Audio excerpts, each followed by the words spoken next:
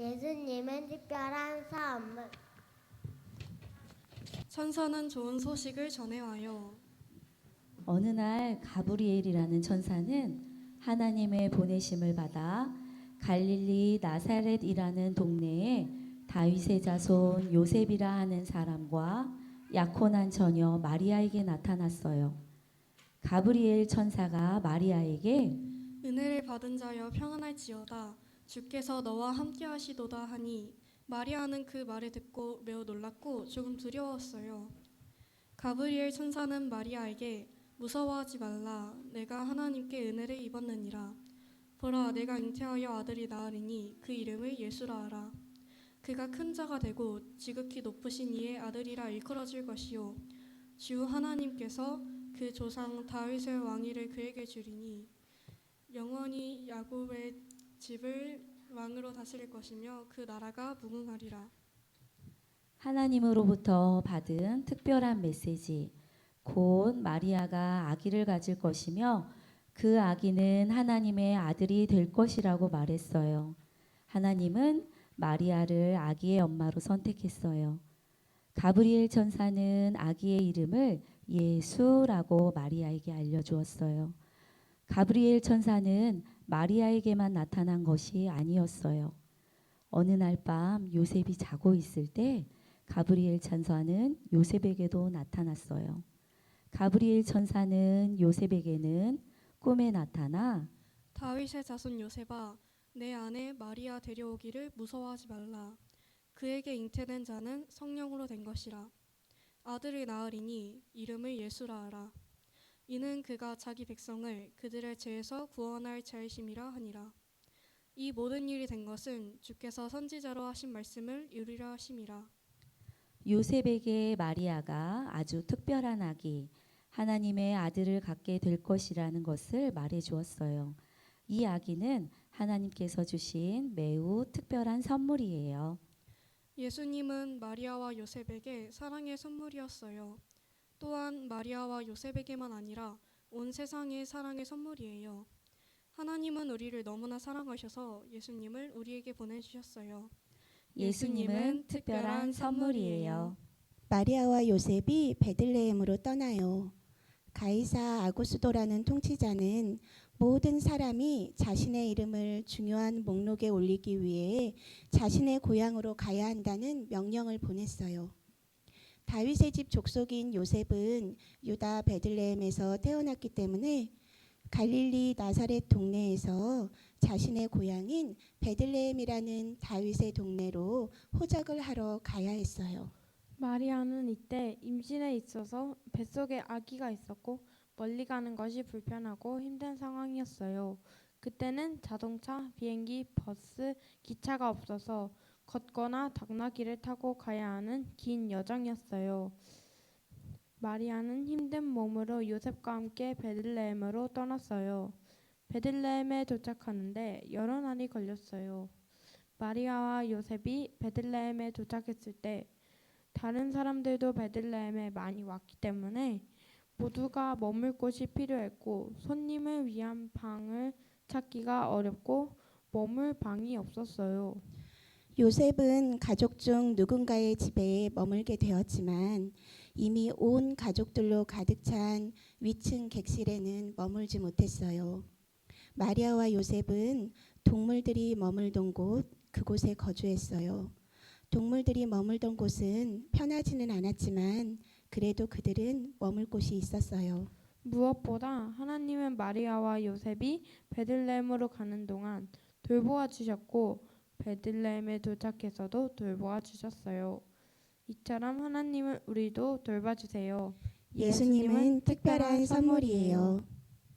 아기 예수님이 태어났어요. 요셉과 마리아가 베들레헴에 머무르는 동안 마리아는 동물들이 머물러던 마구간에서 아기 예수를 낳았어요. 마리아는 아기 예수를 천으로 싸서 구유 안에 놓았어요. 구유는 동물들의 먹이를 주는 곳이에요. 아기 예수님을 눕힐 침대는 없었지만 하나님은 아기 예수님을 눕힐 수 있는 따뜻하고 안전한 장소를 마련해 주시고 돌보시는 하나님이세요. 하나님께서 우리를 이처럼 사랑하셔서 그분의 아들 예수님을 세상의 구세주로 보내주셨어요. 예수님은 특별한 선물이에요. 목자들이 예수님을 경배해요.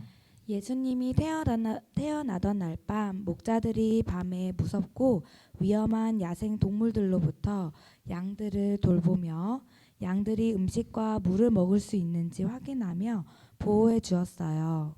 목자들이 그날 밤 양들을 돌보고 있을 때 아주 밝아지면서 천사가 나타났어요. 목자들은 천사를 본 적이 없어서 매우 무서워했어요. 천사는 목자들에게 무서워하지 말라. 보라, 내가 온 백성에게 미치어 큰 기쁨의 좋은 소식을 너희에게 전하노라고 말했어요. 그리고 오늘 다윗의 동네에 너희를 위하여 구주가 나셨으니 곧 그리스도 주시니라. 너희가 가서 강포에 쌓여 구유에 누이어 있는 아기를 보리니 이것이 너희에게 표적이니라 라고 천사는 목자들에게 매우 특별한 아기가 태어났다고 말했어요. 그리고 아기 예수를 어디서 터질 것인지도 말해주었어요. 갑자기 하늘이 천사들로 가득 찼고 그들은 모두 하나님과 그의 아들 아기 예수님의 탄생을 찬양했어요. 지극히 높은 곳에서는 하나님께 영광이요 땅에서는 하나님이 기뻐하신 사람들 중 평화로다 하니라. 천사들이 떠나 하늘로 올라가고 목자들은 천사의 지시에 따라 아기 예수님께 경배하러 갔어요. 예수님은 특별한 선물이에요. 동방박사들이 예수님을 경배해요. 어느 날 밤 동방 박사들이 아주 새로운 별을 발견했어요. 동방 박사는 별, 성경, 예언을 연구하는 사람들이에요. 그들은 세상의 구세주께서 오시기를 기다리고 있었어요. 그들은 이 별을 매우 특별한 왕이 태어났다는 표시로 인식했어요. 그들은 유대인의 왕으로 나신 이가 어디 계시냐? 우리가 동방에서 그의 별을 보고 그에게 경배하러 왔노라 하며 매우 기뻐했어요. 예수님이 태어났을 때 예루살렘의 왕은 헤롯이라는 사람이었어요. 헤롯 왕은 예수님의 탄생에 대해 기뻐하지 않았어요. 예수님이 왕이 될까봐 걱정했어요. 헤롯 왕은 동방박사들을 불러 별이 나타난 때를 자세히 묻고 베들레헴으로 보내며 가서 아기에 대하여 자세히 알아보고 찾거든 자신에게 알려서 헤롯 왕도 예수님의 탄생을 기뻐할 수 있도록 예수님이 어디에 계시는지 알려달라고 했어요. 하지만 이것은 헤롯 왕의 진심이 아니었어요. 동방 박사들은 헤롯 왕의 말을 듣고 하늘의 별을 따라가며 그 별이 움직일 때마다 그들도 별을 따라갔어요. 동방 박사들은 별이 예수님께 이끌 것이라는 것을 알고 있었어요. 동방 박사들은 별이 이끄는 대로 오랜 시간 따라가다 앞서 인도하며 가던 별이 문득 머물러 있는 곳에 멈췄어요. 집에 들어가 아기와 그의 어머니 마리아가 함께 있는 것을 보고 동방박사들은 크게 기뻐하고 기뻐했어요. 동방박사들은 엎드려 예수님께 경배하고 보배합을 열어 황금과 유향과 몰약을 예물로 들었어요. 이것은 왕에게 드리는 선물이에요. 동방 박사들에게 하나님의 아들 예수님을 선물로 주셨어요. 우리도 그들과 같은 선물을 받았어요. 하나님은 우리를 너무나 사랑하셔서 그의 아들 예수님을 우리에게 보내주셨어요.